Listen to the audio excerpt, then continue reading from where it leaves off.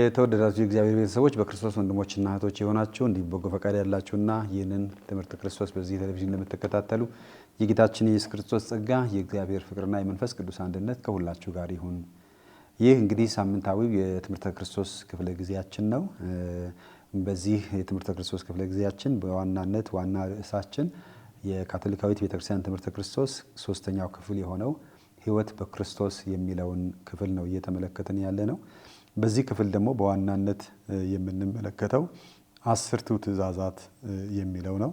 ይህን የእግዚአብሔር ትእዛዝ መጠበቅ በእርግጥም በክርስቶስ መኖር እንደሆነ የሚያያይዝና የሚያዛምደው ነው እና እነዚህ 10ቱ ትእዛዛት ደግሞ ጌታችን ኢየሱስ ክርስቶስ በወንጌል በሁለት ትእዛዝ ያስቀምጣቸዋል። የመጀመሪያ 3ቱ እግዚአብሔርን በሚመለከት እግዚአብሔርን መውደድ ማለት እንደሆነ፣ ቀጣዮቹ 7ቱ ደግሞ ባልንጀራን እንደ መውደድ እንደሆነ። ስለዚህ እግዚአብሔርን መውደድ፣ ባልንጀራን መውደድ በሚል በሁለት ጎራ ወይም ደግሞ በሁለት ከፍሎ ያስቀምጣቸዋል እና አሁን እኛ እየተመለከትን ያለነው ሁለተኛው ክፍል ባልንጀራህን እንደራስህ አድርገህ ውደድ የሚለውን የሚገልጸውን ክፍል ነው የምንመለከተው። ባለፈው ሳምንት ያየነው 8ኛው ትእዛዝ ነው። 8ኛው ትእዛዝ ደግሞ በባልንጀራህ ላይ በሐሰት አትመስክር የሚለውን ትእዛዝ ነው የተመለከትነው። ይህም ኦሪት ዘዳግም ምዕራፍ 20 ቁጥር 16፣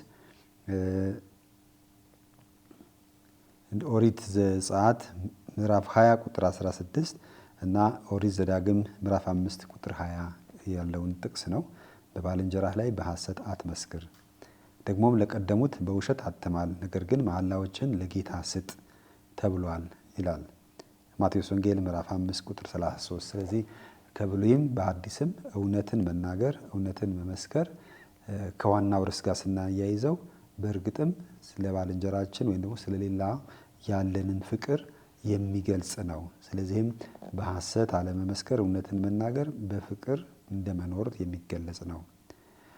8ኛው ትእዛዝ ከሌሎች ጋር የሚኖረን ግንኙነት እውነትን እንዳናዛባ የሚያስጠነቅቅ ነው። ስለዚህ አብሮነታችን በፍቅር የተሞላ እንዲሆን በእውነት ላይ እና ስለ እውነት የምንኖር እንድንሆን፣ በእውነት ውስጥ መኖር እንዳለብን፣ እውነትን መመስከር እንዳለብን እና በእውነተኛነት ላይ የተመሰረተ አብሮነት፣ ወንድማማችነት በእርግጥም የፍቅር መግለጫ እንደሆነ እና በሐሰት አትመስክር የሚለው በሌላ ግልባጩ ስለ እውነት መመስከር፣ በእውነት እና ለእውነት መቆም እንዳለብን የሚያስታውሰን መሆኑን ያመለክታል። እንግዲህ የካቶሊካዊት ቤተክርስቲያን ማህበራዊ አስተምህሮ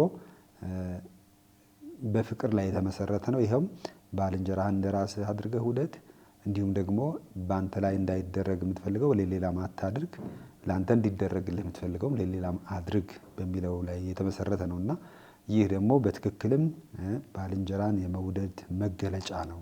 ስለዚህም ከዚህ መንገድ አንዱ እውነትን መመስከር፣ ለእውነት መቆም፣ በእውነት መቆም እንዳለብን ነው። እንግዲህ ይህ መሰረታዊው ነጥብ በእውነት እና ለእውነት መቆም ሆኖ ሳለ ነገር ግን ሰው ፍጹም አይደለምና አንዳንድ ጊዜ በማወቅም ሆነ ባለማወቅ ከዚህ ተጻራሪ የሚቆምበት ጊዜ ይኖራል። ስለዚህም በእውነት ላይ የሚቃጡ ወይም ደግሞ በእውነት ላይ የሚፈጸሙ በደሎችስ ምንድን ናቸው ብለን ስንል እንደ ክርስቶስ ደቀ መዝሙር ውሸትን ማስወገድ፣ ክፋትን ሁሉ ተንኮልንም ሁሉ ማሸነፍ እውነትን መናገር ሆኖ ሳለ ነገር ግን አንዳንድ ጊዜ በሐሰት መመስከር ወይም ደግሞ ሐሰተኛ ምስክርነት መስጠት፣ እውነትን ማዛባት፣ እውነቱን እንዳይታወቅ የእውነት ተቃራኒ ሆኖ መቆም፣ ይህ በዚህ ትልቅ እውነት ላይ የሚቃጣ በደል ነው።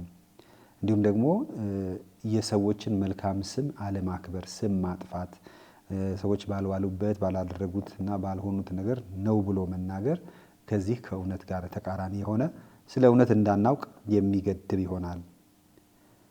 እንዲሁም ደግሞ ተጨባጭና ተገቢ ምክንያት ሳይኖረን የሌሎችን ስህተቶች ማውጣት፣ ለእኛ የሚጠቅም ነገር ሳይኖረው ነገር ግን ያለምንም ምክንያት የሌሎችን ድካም ማጉላት፣ የሌሎችን ውድቀት እንደ ትርፍ አድርጎ ማውራት ራሱ በዚህ ከእውነት ተቃራኒ ሆኖ መቆም፣ የተሳሳቱትን ማረም ሲገባን የእነሱ ስህተት እንደማጉላት፣ እንዲሁም ደግሞ ከእውነት ተጻራሪ የሆኑ አስተያየቶች ማቅረብ፣ የሌሎችን ክብር ማጉደፍ እና እነዚህ የመሳሰሉት አሉባልታ፣ ሐሜት፣ የባልንጀራን ስም ማጥፋት፣ ውሸትን ሆን ብሎ ሌላን ለማታለል የሚነገርበት ሁኔታ፣ እነዚህ ሁሉ ከውሸት ተቃራኒ የቆሙ አካሄዶች ናቸው። ስለዚህ እኛ ጥሪያችን እውነት እንድንናገር ሆኖ ሳለ ነገር ግን በተለያየ ምክንያት ስጋዊ ፍላጎት ይሆናል፣ ጊዜያዊ ጥቅም ሊሆን ይችላል፣ ከእውነት ተቃራኒ ሆነን የምንቆምባቸው ጊዜዎች ሁሉ ፍቅር እንዲጎለን፣ ማህበራዊ ህይወታችን ክርስቲያናዊ እንዳይሆን የሚያደርጉ መሆናቸውን፣ ሌላው ደግሞ እኛ የምንናገረው ነገር እውነትም ቢሆን መናገራችን የሚጠቅም የሚጎዳ መሆኑን አመዛዝኖ ማየት፣ ምናልባት አንዳንድ ጊዜ እንደ ምስጢር መጠበቅ ያለባቸው የሌላውን እውነት ለሶስተኛ ወገን አለማሳለፍ፣ ምናልባትም የዚያን ሰው ህይወት የሚጎዳ የተናጋሪውንም ወይም የባለቤቱንም ህይወት የሚጎዳ ስለሚሆን ለእውነት መቆም ሲባል የሰማነውና ያየነው ነገር ሁሉ መናገር ሳይሆን በጥበብ በተሞላ ማመዛዘን መናገር ያለብንና መናገር የሌለብንን፣ መግለጽ ያለብንና መግለጽ የሌለብንን መረዳት፣ እነዚህ ሁሉ ከእውነት ጋር በሚመለከት የሚፈጸሙ በደሎች ይላቸዋል የእኛ ካቶሊካዊት ቤተክርስቲያን ትምህርተ ክርስቶስ። ስለዚህ የዚህ አስተምሮ ዋና ነጥብ እውነትን ስለማክበር፣ ከእውነት ጋር መቆም፣ ለእውነት መመስከር፣ ለእውነትን በመመስከር ህይወትን እስከ መስጠት ድረስ እስከ መስዋዕትነትን መድረስ እንደሚገባ። ስለዚህ ክርስቲያን አዎ ከሆነ አዎ፣ አይደለም ከሆነ አይደለም ይላል እንጂ ለውሸትና በውሸት አይቆምም። ጌታም ሲናገር ውሸት የሚናገሩ የዲያብሎስ ወገኖች ናቸው ይላል። ስለዚህም ይህ አንድም ክርስቲያናዊ ህይወታችን የክርስቶስ ተከታይ መሆናችንን የሚገልጽ ነው። በሌላ መልኩ ደግሞ ጥሪያችንም ነው እና እዚህ ውስጥ ደግሞ ሌላው ሊነሳ የሚችለው በማህበራዊ መገናኛ የምንጠቀምበት ማንኛውም መልእክት የምናስተላልፈው ምን ያህል ከእውነት የቆመ ነው እና እኛ ክርስቲያናዊ ህይወታችን፣ ማህበራዊ ህይወታችን፣ ማህበራዊ ተግባቦታችን፣ አጠቃላይ ማንነታችን ሁሉ የሚመለከት ነውና ዛሬ መገናኛ ብዙሃን ሲባል እንደ ቀደሙት በዋና ዋና ማሰራጫ ብቻ ሳይሆን እያንዳንዱ ሰው በእጁ ላይ ባለው ስልክ እንኳን የሚያስተላልፈው መልእክት ምን ያህል እውነት ነው፣ ምን ያህል ጠቃሚ ነው፣ ምን ያህል እውነትን የሚያስታውቅ ነው የሚለው ነገር መመዘን፣ መመልከት እና በጥበብ መጠቀም ተገቢ እንደሆነ፣ ይህንንም በተገቢ ሁኔታ አለመጠቀም የዚህም በሐሰት የመመስከር እውነትን የማቆሸሽ ወይም ደግሞ እውነትን የመበረዝ ኃጢአት ወይም ደግሞ ውድቀት ተደርጎ የሚቆጠር እንደሆነ ያስታውሰናል።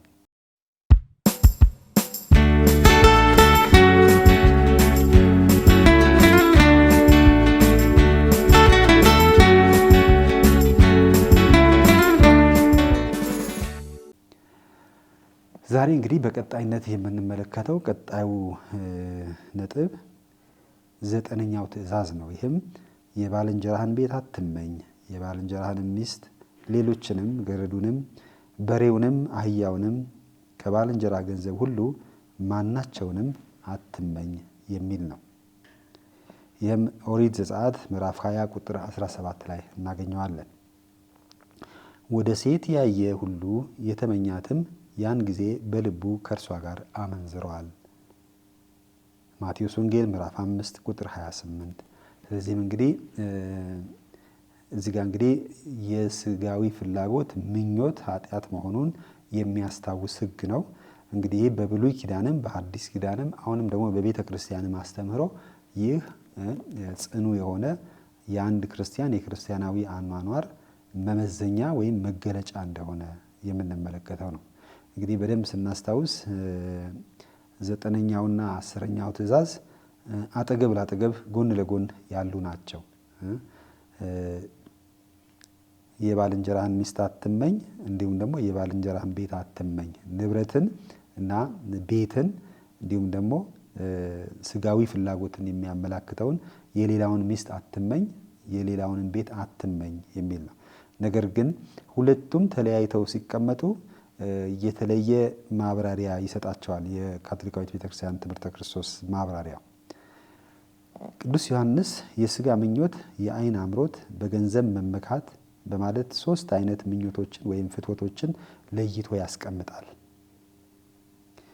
አንደኛ ዮሐንስ ምዕራፍ 2 ቁጥር 16።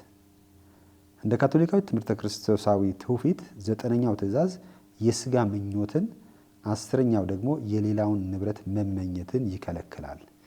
ሁለቱም ጋር ምኞት ቢሆንም 9ኛው ትእዛዝ የስጋ ምኞትን፣ 10ኛው ደግሞ የሌላውን ንብረትን የባልንጀራህን ሚስት አትመኝ እና የባልንጀራህን ንብረት አትመኝ። በቃሉ አመጣጥ መሰረት ምኞት ወይም ፍትወት የትኛውንም የሰው ጽኑ ፍላጎት ሊያመለክት ይችላል። ክርስቲያናዊ ትምህርተ መለኮት የሰው አእምሯዊ አሰራር የሚጻረር ፍላጎት የሚል ልዩ ትርጉም ይሰጠዋል። እንግዲህ ይህ ምኞት የሰው አእምሯዊ አሰራር የሚጻረር ምን ማለት ነው? የተፈጠርንበት ትክክለኛው መሆን ያለብንን የአእምሯችንን አስተሳሰብ የሚጻረር እንግዲህ ንጹህ በአይናችን በሀሳባችን ንጹህ እንድንሆን ከምኞት ኃጢአት እንድንገደብ አድርጎ እግዚአብሔር የፈጠረን ሆኖ ሳለ ግን ሰው ከዚያ ከተፈጠረው ዓላማ ውጭ ሲሆን የሌላውን መመኘት የሌላውን ማየት ይጀምራል። ያ ፍላጎት እንግዲህ ምኞት ብለን የምንጠራው የሰውን ትክክለኛውን የማመዛዘን ግንዛቤ ወይም አእምሯዊ አሰራሩን የሚቃረን። ሐዋርያው ቅዱስ ጳውሎስ ደግሞ ይህንን ስጋ በመንፈስ ላይ የሚያነሳው አመጽ እያለ ይጠራዋል። ስጋ በመንፈስ ላይ የሚያነሳው አመጽ እንግዲህ ስጋዊ ፍላጎታችን በመንፈሳዊ ማንነታችን ላይ ያምጻል እና አለመመኘት እንዳለ ሆኖ ስጋችን ግን መመኘት የሚለው ሲደርብ በስጋዊነትና በመንፈሳዊነት መካከል ያለ ተቃርኖ ነው። የስጋ ምኞት የሚመነጨው አዳም ባለመታዘዙ ካመጣው ኃጢአት ጋር ነው። እንግዲህ አዳም አትብላ የተባለውን መብላቱ እንግዲህ የሚያየው ነገር ስላማረው ስለተመኘው እንደተሳሳተ የሚያስታውሰን ነው። ስጋዊ ምኞት የሰውን ስነ ምግባራዊ ክህሎቶች ያዛባቸዋል። በራሱ በደልም ባይሆን ሰውን ለኃጢአት ስራ ይገፋፋዋል። እንግዲህ ምኞት በራሱ ኃጢአት አይደለም፣ ግን ወደ ተግባር ስትሸጋገር ኃጢአት ትሆናለች። ስለዚህ ስጋዊ ምኞት የሰውን ማህበራዊ ክህሎት ወይም የአእምሮውን ብቃት ክፉና ደጉን ለይቶ ይሄ ነው የተሻለ ብሎ መወሰኑን እንዲስት ያደርገዋል። ስለዚህም ወደ ኃጢአት ይገፋፋዋል። ኦሪት ዘፍጥረት ምዕራፍ 3 ቁጥር 11 እንግዲህ በደንብ እንደምናስታውሰው እግዚአብሔር አትብላ ያለውን ዛፍ ፍሬ ለመብላት የተገደደው ምኞቱ የሚያየው ነገር የሚያምር መሆኑን እንዲሁም ደግሞ ዲያብሎስ ደግሞ የተሻለ ነገር ያስገኛል የሚል ሐሳብ ሲሰጠው ያንን መመኘት ሲጀምር ምኞቱ ወደ ተግባር መሸጋገሩ ነው።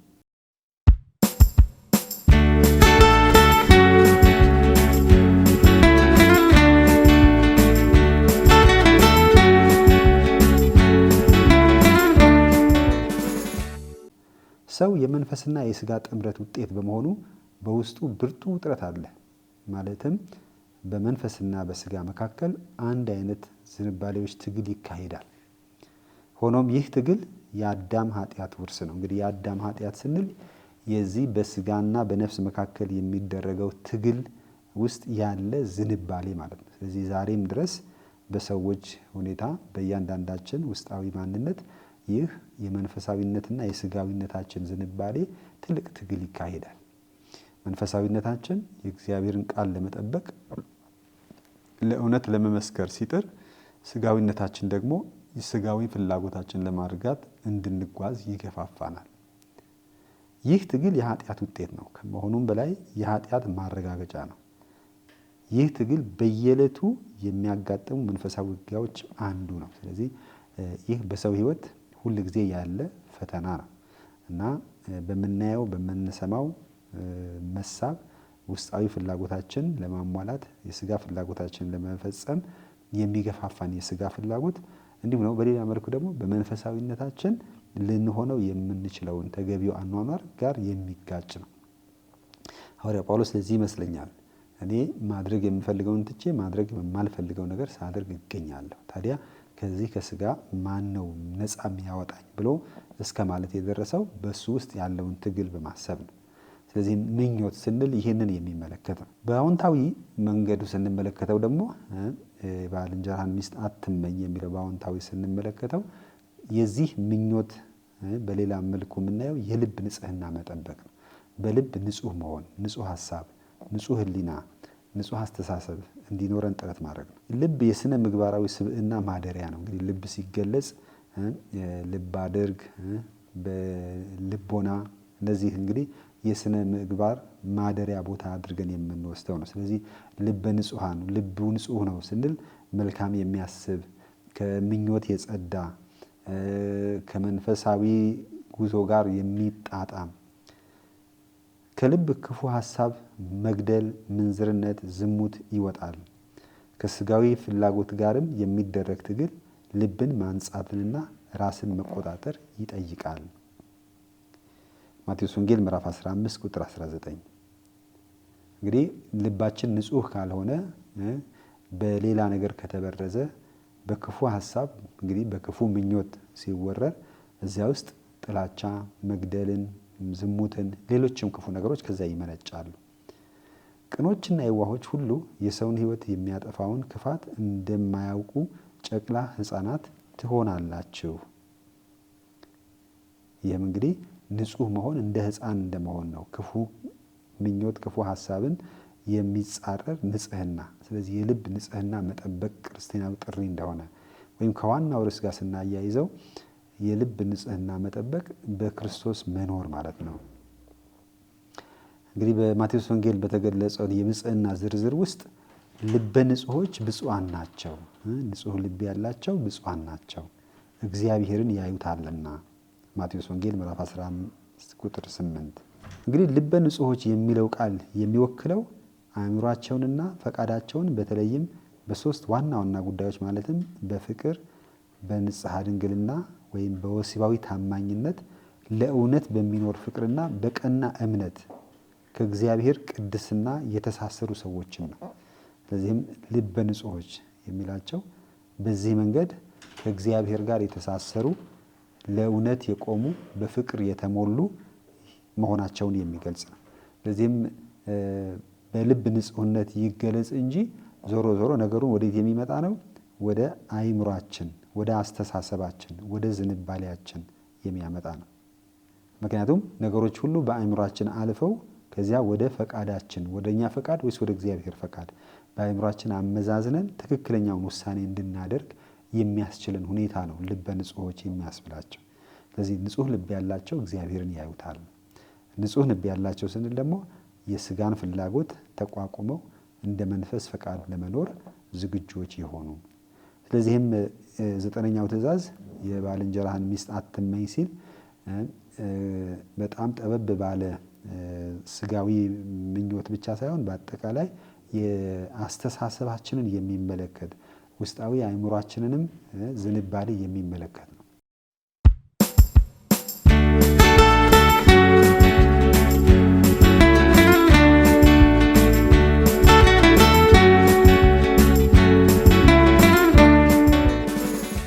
ቅዱስ አጎስጢኖስ ስለዚህ ሲናገር ምእመናን አንቀጸ ሃይማኖትን ማመን ይገባቸዋል። ይህም የሚሆነው በማመናቸውም ለእግዚአብሔር ይታዘዙ ዘንድ፣ በመታዘዛቸውም በደህና ይኖሩ ዘንድ፣ በደህና በመኖራቸውም ልባቸውን ያነጹ ዘንድና በንጹህ ልብም የሚያምኑበትን እንዲገነዘቡ ነው። እንግዲህ የተያያዘ ነገር ነው። የምንመሰክረው አንቀጸ ሃይማኖት ወይም በአፋችን የምንመሰክረው የምናምነው በጥምቀት የተቀበልነው ሕይወት ለእግዚአብሔር መታዘዝን እንግዲህ 10ቱ ትእዛዛት ነው እየተነጋገርን ያለ ነው። ማን ነው እነዚህን ትእዛዛት የሚቀበለው? እግዚአብሔርን የሚያምን በእግዚአብሔር የሚታመን እና በመታዘዛችንም ትክክልና ተገቢው ሕይወት እንድንኖር፣ ያ ደግሞ ለእኛ ሕይወት በክርስቶስ በወንጌል መንገድ መኖር። ይህ ሲሆን በእርግጥም ንጹህ ልብ ያላቸው ናቸው ብለን እንመሰክራለን ይላል። ልበ ንጹሖች እግዚአብሔርን ፊት ለፊት እንደሚያዩ እርሱንም እንደሚመስሉ የተስፋ ቃል ተሰጥቷቸዋል። 1ኛ ዮሐንስ ምዕራፍ 3 ቁጥር 2። የልብ ንጽህና እግዚአብሔርን ለማየት የሚያስፈልግ ቅድመ ሁኔታ ነው። የልብ ንጽህና እግዚአብሔርን ለማየት የሚያስፈልግ ቅድመ ዝግጅት ነው። ስለዚህ እግዚአብሔር ፊት ለመገኘት እግዚአብሔርን ለማየት ንጹህ ልብ ያስፈልገናል። ከክፋት፣ ከምኞት፣ ከስጋዊ ዝንባሌ የጸዳ።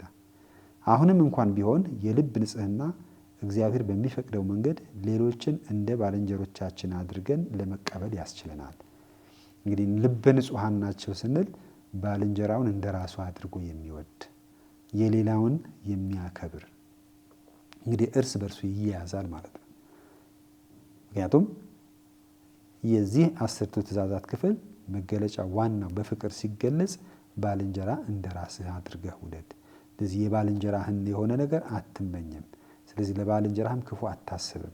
ስለዚህ ልበ ንጹሕ ይሆናል። የልብ ንጽሕና የሰውን አካል የኛም ሆነ የባልንጀራችን እንደ መንፈስ ቅዱስ ቤተ መቅደስ እንደ መለኮታዊ ውበት መገለጫ አድርገን ለመገንዘብ ያስችለናል። ስለዚህ የኔና የነዛ የሚል ነገር ሳይኖር ሁሉንም በንጹሕ ልብ፣ በንጹሕ ሐሳብ፣ በመልካም እንድናስበውም ያደርገናል። እንዲሁም ደግሞ እንደ ቤተ መቅደስ እንደ መንፈስ ቅዱስ ማደሪያ አድርገን እንድንቆጥረው ያደርገናል። ስለዚህ አናረክሰውም፣ ልናረክሰውም አንፈልግም። ስለዚህ ቅድስናውን እንድንጠብቅለት ያደርገናል። ስለዚህ ለክፉም አናስበውም፣ በክፉም አናየውም፣ በክፉም አንፈልገውም። ይህ ባልንጀራህን እንደ ራስህ አድርገህ መውደድ የሚለው የሚቻለው ልባችን ንጹሕ ሲሆን ብቻ ነው። ልበ ንጹሐን እግዚአብሔርን ለማየት ቅድመ ሁኔታ ነው እንደተባለ ሁሉ ልብ ንጹሕ መሆን ለባልንጀራ ፍቅር ያለንን መገለጫ መንገድ ነው። ስለዚህም ባልንጀራህን እንደ ራስህ አድርገህ ውደድ፣ እግዚአብሔርንም በሙሉ ልብህ ውደድ የሚለው የልብ ንጽሕና መገለጫ ነው ልንል እንችላለን። ንጹሕ ልብ ያላቸው ማን ናቸው ብንል እግዚአብሔርን የሚወዱ ሌላውንም እንደ ራሳቸው አድርገው የሚወዱ እና የሚወድ ደግሞ በተቃራኒ አይቆምም፣ ትእዛዙንም አያፈርስም፣ ያንን የሚጎዳም ነገርም አያደርግም። ስለዚህ ያ ንጹሕ ልብ ያለው ለንጽሕና ተጋድሎ ማድረግ ይኖርብናል። ንጽሕና በነፃ የሚገኝ ወይም ደግሞ በቀላሉም የሚገኝ ነገር አለ። ትግል የሚጠይቅ ነገር ነው። ጥምቀት ተጠማቂውን ከኃጢአት ሁሉ የመንጻት ጸጋን ይሰጠዋል። እንግዲህ በጥምቀት ከኃጢአት ምክንያት ሁሉ ያነጻናል፣ አዲስ ፍጥረት ያደርገናል። ይሁንና ተጠማቂው ሰው ከስጋዊ ፍላጎቶችና ከተዛቡ ምኞቶች ጋር የሚያደርገው መንፈሳዊ ተጋድሎ አያቋርጥም። እንግዲህ አንዴ ተጠምቀናል ወይም አንዴ የእግዚአብሔር ልጅ ሆነናል፣ ስለዚህ ከዚህ በኋላ ምንም ክፋት አያገኘንም ብለን ዘና ብለን መኖር አንችልም። ከዚያ በኋላ ደግሞ ያንን የተሰጠንን ያገኘነውን ንጽሕና የመጠበቅ ግን የማያቋርጥ በሰው ልጆች ሕይወት ውስጥ ያለ ትግል ነው። ቀደም ብሎም እንደተመለከትነው ምኞት የሚለው ነገር ላይ ስጋዊ ፍላጎት እና መንፈሳዊ ፍላጎት መካከል ያለ ትግል ነው። ስለዚህም በክርስትና ሕይወት በዚያ ትግል ውስጥ ነው ያለ ነው። ስለዚህ ንጽሕና ለመጠበቅ ራሱ የቻለ ተጋድሎ አለ። ነገር ግን በእግዚአብሔር ጸጋ ያሸንፋሉ። ለዚያ የሚታገሉ በእግዚአብሔር ጸጋ ያሸንፋሉ። እኛ ንጽሕናችን ለመጠበቅ ጥረት እናደርጋለን እንጂ ድልን የሚሰጠን ኃይልና አቅም የሚሰጠን እግዚአብሔር ብቻ ነው። ንጽሕና በትክክለኛ ባልተከፋፈለ ልብ መውደድም ያስችለናል። ተጠማቂው በንጽሕና ስጦታም ይበረታል። ስለዚህ በዚህ ትግል አንዱ የሚጠበቅብን በንጽሕና መኖር። በንጽሕና መኖር ማለት ደግሞ ባልተከፋፈለ ልብ መውደድ እንድንችል ያደርገናል።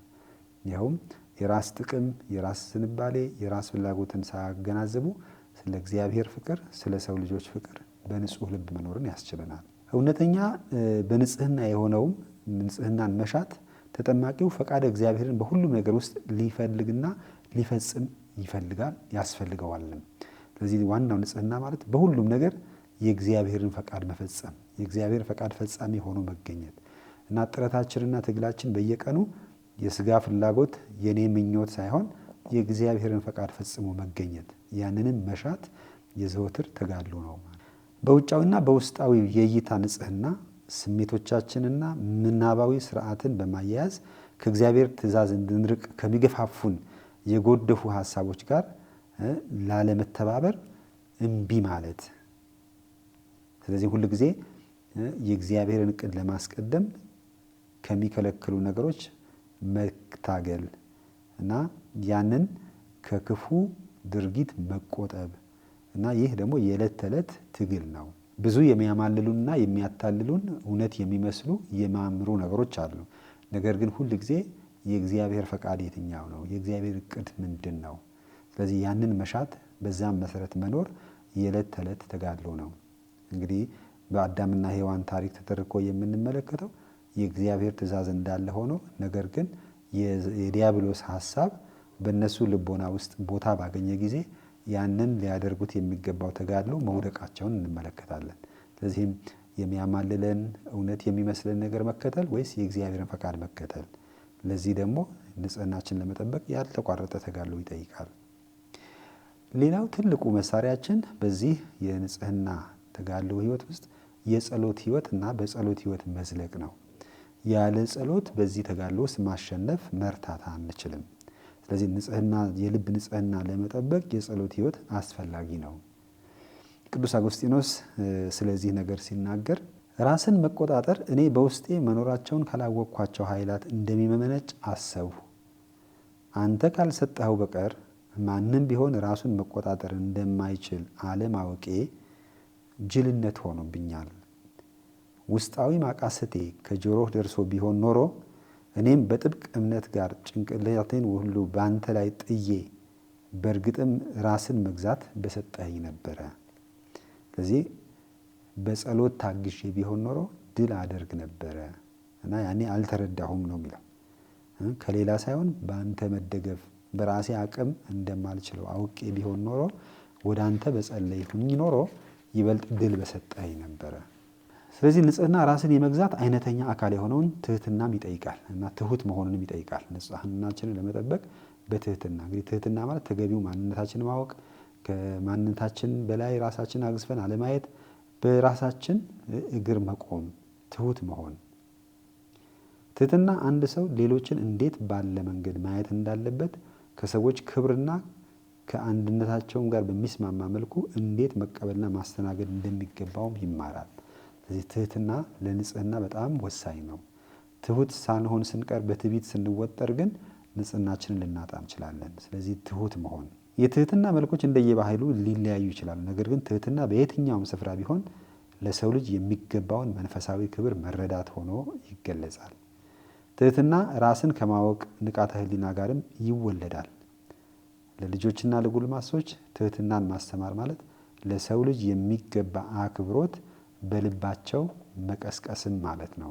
ስለዚህ ትህትና ማለት ስለ ራሳችን ከሚገባን በላይ እንዳናስብ፣ ሌሎችም ደግሞ ከሚገባቸው በላይ ዝቅ እንዳናደርጋቸው የመጠንቀቅ ጉዳይ የሚያስታውሰን ነው። ክርስቲያናዊ ንጽህና የማህበራዊውንም ሁኔታ ንጽህና ይጠይቃል። እንግዲህ በክርስቲያናዊ ህይወት ንጹህ መሆን ማለት በማህበራዊ ህይወትም ንጹህ መሆን ነው እና የልብ ንጽህና እንዲኖረን በመንፈሳዊነትም በማህበራዊ ህይወታችንም ንጹሃን ትሁታን እንድንሆን ያስፈልጋል። የስነ ምግባር ቸልተኝነት በመባል የሚታወቀው ሁኔታ በተሳሳተ ነፃነት ላይ የተመሰረተ ነው። ለእውነተኛ ነፃነት እድገት በቅድሚያ ስነ ምግባራዊ ህግን ለመማር ፈቃደኛ መሆን ያስፈልጋል። ወጣቶች እውነትን፣ ልባምነትን፣ የሰውን ስነ ምግባራዊና መንፈሳዊ ክብር የሚጠብቁ እንዲሆኑ ማስተማር ያለባቸው መሆኑን መገመት አግባብ ያለው ተግባር ነው። ስለዚህ ስለ ሌሎች በተገቢው ሁኔታ ተገቢው ክብር፣ ተገቢው አክብሮት ሊኖረን ይገባል።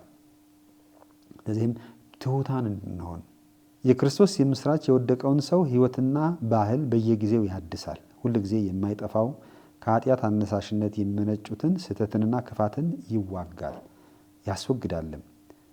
የህዝቦችን ግብረ ገብነት ከማነጽና ወደ ላቀ ደረጃ ከማድረስም ወደ ኋላ አይልም።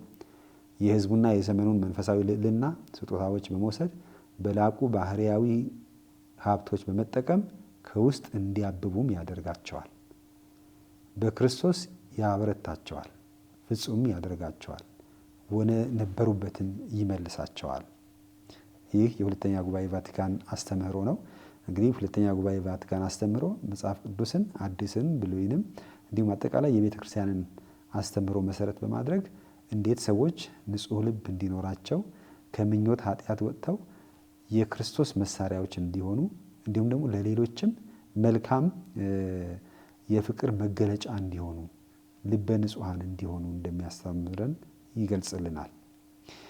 የተወደዳችሁ የእግዚአብሔር ቤተሰቦች እንግዲህ ለዛሬ የያዝነው ትምህርታችን በዚህ ላይ እናጠቃልላለን። ሳምንት በቀጣዩ እስከምንገናኝ እግዚአብሔር በቸርነቱና በጸጋው ይጠብቀን። ጌታችን ኢየሱስ ክርስቶስ ዛሬም ዘወትርም ለዘላለም ንጉሥ ነው። አሜን።